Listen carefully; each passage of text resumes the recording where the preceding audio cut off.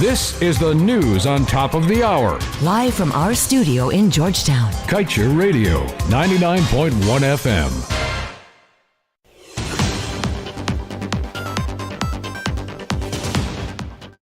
In our headlines, first oil budget set at $552.9 billion.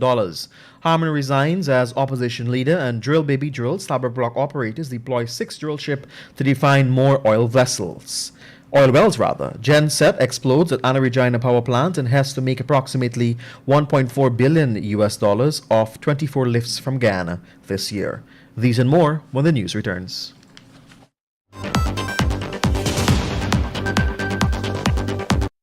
Guyana is now a full-fledged oil-producing nation. But how much do you know about this valuable yet finite resource?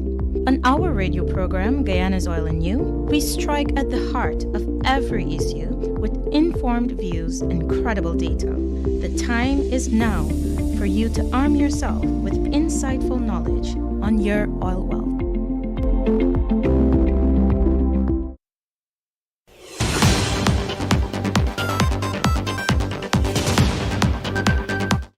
With your Thursday, January 27th main newscast, my name is Joshua Van Slykeman. Good afternoon and thank you for joining us. Let's get to the news in details as we first start off with our country's 2022 national budget. With the 2022 budget being the first to utilize monies from proceeds from the oil sector, Minister within the Office of the President with responsibility for finance, Dr. Ashley Singh, announced that government estimates are spending some $552.9 billion this year. Dr. Singh lamented not only the international developments that would have impacted economies across the world, but the local realities, including what he called the most severe flood in recent memory, which affected some sectors. To this end, he sought to explain that like all commodity exporting nation, Guyana remains particular susceptible to global price fluctuations, as evidenced by significant swings in our export earnings across some commodities in 2021. After holding on to the post of opposition leader for more than 2 weeks, even after members of the People's National Congress Reform, PNCR, publicly stated that they prefer a newly elected leader of the party, Mr. Aubrey Norton, over him, opposition member of Parliament Joseph Harmon has finally tendered his resignation. This development was announced by Speaker of the National Assembly, Manzoor Nadir, during the 36th sitting of the 12th Parliament. Nadir told the House that the consultations have commenced with the opposition parties, and so far Lennox Schumann, the Deputy Speaker and leader of the Liberty and Justice Party, who also represents a new and united Guyana and the New Movement, said that he will not participate in the election of a new leader of the opposition. Meanwhile, the Partnership for National Unity Alliance for Change Chief Whip, Mr. Christopher Jones, has mentioned to the Speaker that the coalition will indicate at a later date and time to convene a meeting for the election of a new opposition leader. If calculated at $60 per barrel, U.S. oil conglomerate Hess Corporation is poised to make approximately $1.4 billion from guaranteed lifts from Liza Phase 1 and Liza Phase 2 projects this year. During the company's 2021 fourth quarter earnings call yesterday, Hess's Chief Financial Officer John Riley said for the full year of 2022, he expects 24 lifts in Guyana. If oil prices at each time of lifts are at sale is above $60, Hess is expected to rake in over $2 billion in earning comfortably. Post the startup of the Liza Phase 2 development, he was keen to note that the company intends to pay off the remaining $500 million on its term loan and increase its dividend. And sticking with Hess Corporation on Wednesday disclosed during its fourth quarter earning call for 2021 that 6 drill ships have been deployed to various parts of the Stabber block to define and test more oil wells. The company said this comes on the heels of the 2 significant finds made earlier this year by ExxonMobil affiliate and operator of the block, EEPGL.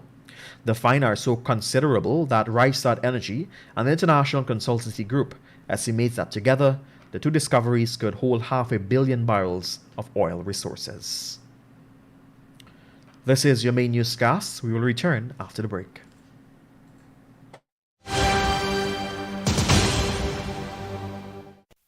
Nothing in life is free, but the MyDigiCell app is. You don't need to be on a data plan to use the app. You can conveniently chat with Ruby or an agent for help. Check your account balance, activate a Prime bundle, or gift it to a friend. Send credit. Check the Georgetown and Burpees Bridge schedules. Activate a roaming plan. Play Shake to Win for cool prizes. So don't worry about a data plan, buddy. Download the MyDigiCell app from the Google Play Store or the Apple App Store today. DigiCell, better together.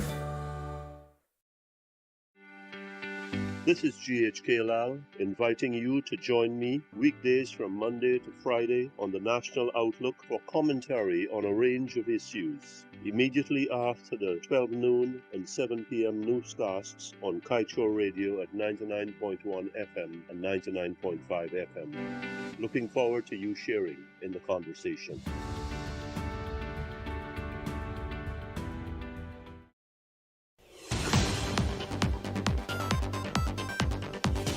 Welcome back. Thank you for joining us.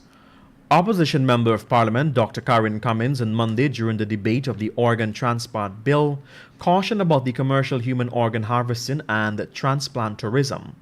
The main opposition has warned about the drawbacks of the recent passage of the human organ and tissue transplant bill.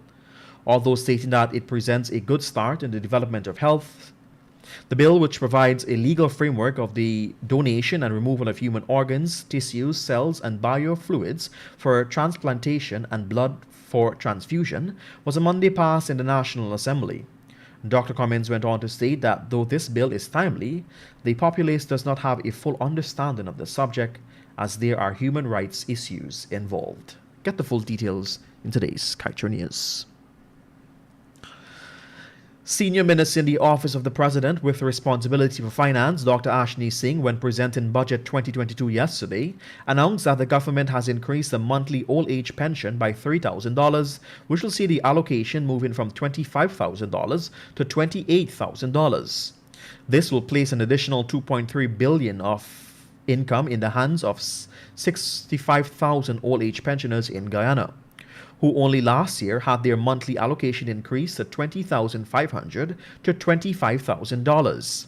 In addition to an increase for pensioners, the minister also noted that the budget seeks to boost the monthly public assistance payment from $12,000 to $14,000, which will benefit 18,000 persons and provide an additional $432 million in income to those individuals. That should be in disposable income to these individuals. We turn our attention to the Guyana Power and Light. Disaster struck at the Anna Regina Power Plant on Wednesday when one of the 5 Caterpillar sets rented by GPL burst into flames. Reports are that the fire occurred around midday yesterday as excess smoke was seen emanating from one of the diesel-powered generator sets. The flame was subsequently extinguished by the Guyana Fire Service, and there was no damage to any of the 4 remaining sets. In a subsequent release, the Guyana Power and Light stated that the remaining units were taken offline in a precautionary measure. Load shedding was immediately installed, and several communities along the Essequibo coast suffered power outages. GPL indicated that a probe was launched to determine the source of the fire. There were no official statement of how the damaged generator set will affect supply of power on the Essequibo coast. And coming from the EPA, according to the EPA in a recent document outlining some of its plan for this year, it has committed to applying greater focus on its monitoring capabilities. The EPA intends to place emphasis on, among other things, complaints management, ensuring that all complaints received are investigated. Additionally, the document projects strengthening the capability of the agency to manage pollution. This will materialize through enhanced monitoring capabilities, using geographic information systems, and acquiring modern equipment to measure environmental change. This past week, the EPA had come under fire over its lack of capacity to do proper environmental tests associated with the oil and gas sector.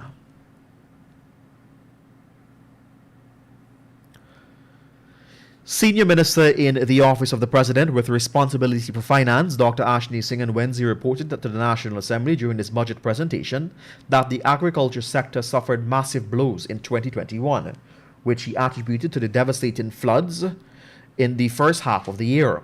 According to the minister, sugar, rice, and other crops all recorded a decline in production. In fact, the forestry and fishing sector suffered the brunt of the flood impacts and is estimated to have contracted by 9.1%. The sugar-growing subsector recorded a reduction in its value added by 34.7% in 2021, with 58,025 tons of sugar produced. This was a result of some 4,300 hectares of cane being destroyed by fields. Similarly, the record high rainfall, he said, has also had a severe impact on the rice-growing sector, which recorded a reduction in its value added to 20.5%. As it relates to other crops subsector, this area also contracted by 9.8% during last year. Here again, the impact of flood was sharp and severe. The reduced output of many items under this category was observed in the marketplace and fed through to pieces of these and related commodities. And finally, at this time, we're sticking on the budget. While still updating the National Assembly on the performance of the agriculture sector, Senior Minister within the Office of the President with responsibility for finance, Dr. Ashni Singh, was happy to report positive figures in the forestry, livestock, and a surprising turn for the fishery sector. Even more surprising, however, Dr. Singh said that despite the challenges currently being faced by the subsector, fishing is estimated to have grown by 11%, having shown signs of recovery in the latter half of 2021, which resulted in some 15.7% growth in fish production. And just before we wrap things up here, we turn our attention to the page 7 of the Kaieteur News that is dedicated to being blunt. Joseph Harmon resigned as opposition leader yesterday. Regardless who is the opposition leader, it is our hope that the opposition will do its job and not engage in irrelevant slideshows. A budget was announced in the opposition. Is the opposition prepared to participate in constructive debate? And with that, we've come to the end of your main newscast. For these stories and much more at your fingertips, head across to our website at kaieteurnewsonline.com or follow us on Facebook at Kaieteur Radio and Instagram. Have a great remainder of your day.